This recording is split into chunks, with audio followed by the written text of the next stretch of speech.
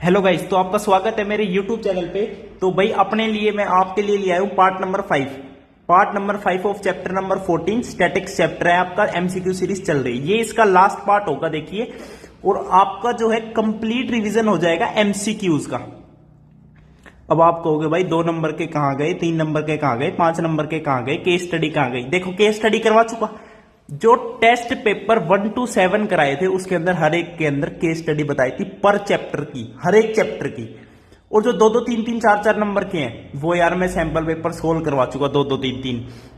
तो भाई कंसेप्ट सारे एमसीक्यू से ही निकलते हैं और वो क्लियर है ना आपके, तो सारा पेपर आपका कंप्लीट है। तो भाई आज के बाद आज का आपका जो है ना क्लास 10 का कंप्लीट है। मैं कह रहा हूं चाहे मैथ्स को रिवाइज तो करते रहो और सब्जेक्ट पे भी ध्यान दे लो, क्योंकि भाई मैथ्स का आपका कंप्लीट सिलेबस करवाया है जनकृत ने। 1 नंबर का 100/100 आपके नंबर आने चाहिए भाई। जिस दिन आप पेपर देने जाओगे 17 फरवरी को, उससे एक दिन पहले मैं एक वीडियो अपलोड करूंगा, आपको बेस्ट ऑफ लक दूंगा। तो उसने इतना शेयर कर दियो और अगले दिन आके मेरे को बता देना कि पेपर की हम फाड़ आए। तो भाई अपना आज का जो है लास्ट कंप्लीट करते हैं स्टैटिक्स का। उसके बाद मैं शॉर्ट्स वीडियोस बहुत ज्यादा ही अपलोड करूंगा, कहीं फॉर्मूलाज बताऊंगा, कभी कुछ बताऊंगा, तो वो जरूर देखते रहना, ठीक है भाई। तो आज का फर्स्ट क्वेश्चन देखिए, in the formula x bar is equal to a plus summation f i d i by summation f i. देखिए हो सकता है ये भी ना भी आए पेपर में, तो बस वैसे ही बता रहा हूं, थोड़ी सी नॉलेज होनी चाहिए, क्योंकि कभी कभी क्या है ऐसा भी आ जाता है कि लाइक वो दे ना रखा हो फिर भी आ जाता है, तो लेकिन होता आसान है। तो ये फाइंडिंग द मीन यूज करते हैं, एज्यूम मीन मेथड होता है, ठीक है। तो डी आई जो यहां पे लेते हैं वो डेविएशन होता है फ्रॉम किसका, from assumed mean A of, देखिए वो होता है क्लास मार्क का। थर्ड ऑप्शन यहाँ पे करेक्ट होगा, क्लास मार्क का। यानी जो डी आई हम लिखते हैं वो एक्स आई माइनस ए लिखते हैं। एक्स आई यहाँ पे क्लास मार्क होता है, ए यानी जो एज्यूम्ड मीन हम मान लेते हैं, कोई भी किसी को भी एज्यूम मीन मान लेते हैं यहाँ पे, ठीक है।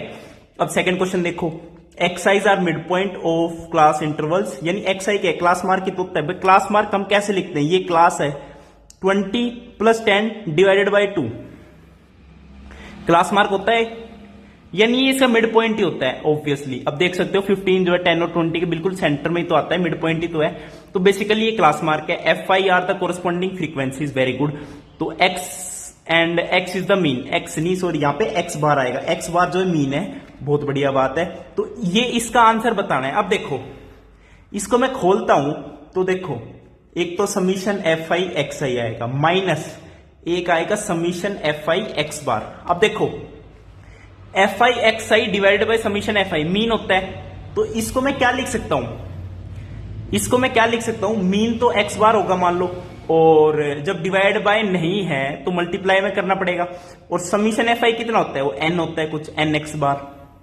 तो ये एन एक्स बार बन गया, बिल्कुल बन गया। अब देखो, अब summation f i into x bar, अब एक्स बार का तो एक्स बार ही रहेगा, और जितनी बार सम करोगे यानी समीशन एफ आई वो कितना हो जाएगा, एन एक्स बार। तो ये भी एन एक्स बार बन जाएगा।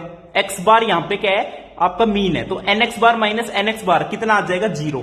तो इसका आंसर का 0 होता है। इस तरीके के क्वेश्चन आने के बहुत ज्यादा चांस है, और इसको कंफ्यूज मत करना बस, ठीक है। इसका लॉजिक समझना कैसे सोल्व किया आराम से, फिर आप इजीली सोल्व कर लोगे। अब चलते हैं थर्ड क्वेश्चन पे। थर्ड क्वेश्चन में क्या कह रहा है, in the formula x bar is equal to a plus this, ये भी एक फॉर्मूला होता है। अब देखो कुछ भी नहीं है, पिछले वाले क्वेश्चन में एफ आई डी आई था, यहाँ पे एफ आई यू आई है, लेकिन इस बार क्या है, मल्टीप्लाई बाय एच कर दिया, जो क्लास का साइज होता है। तो देखो मल्टीप्लाई बाय एच कर दिया, तो ऑब्वियसली जो यू आई लिखेंगे उसमें डिवाइड बाय एच करना पड़ेगा, तो डिवाइड बाय एच तो करना ही करना पड़ेगा।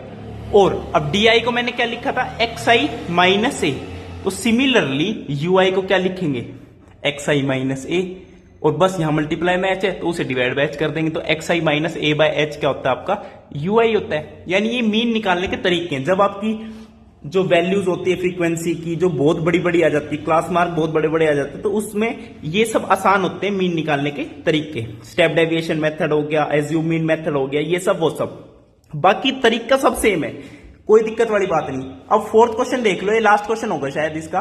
तो भाई क्लास दे दी, फ्रीक्वेंसी दे दी, बहुत बढ़िया बात। अब इसके अंदर पूछ क्या रहा है वो देखते हैं हम। इसके अंदर पूछ रहा है कि sum of lower limits of median class and the modal class, यानी लोअर लिमिट मीडियन क्लास की और मॉडल क्लास की, उनका सम बताना है। बहुत बढ़िया। तो भाई मॉडल क्लास तो कौन सी है जिसकी फ्रीक्वेंसी सबसे ज्यादा है 20, तो मॉडल क्लास की लोअर लिमिट कौन सी आएगी 15। एक तो 15 को सम करना है lower limit of median class. अब मीडियन क्लास कैसे निकालते थे बताओ, कम्यूटेटिव फ्रीक्वेंसी थी।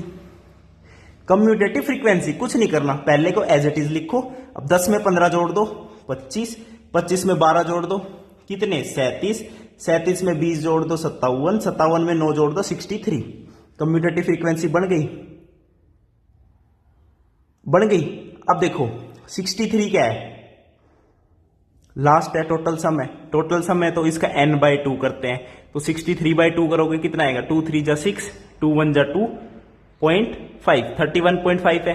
अब 31.5 कहां पे आएगा 20, यहां पे तो 25 तक है, यहां पे 37 तक है, तो जहां 37 तक है वहीं तो 31.5 आएगा। यानी ये वाली क्लास आपकी मीडियन क्लास होगी जिसकी लोअर लिमिट कितनी है 10 है। तो 10 प्लस 15 करना है, 10 प्लस 15 कितना होता है, 10 plus 15 is 25, 10 plus 15 is 25, second option is matching, correct, tick the answer and complete the syllabus of CBSE class 10. Thank you, namaskar.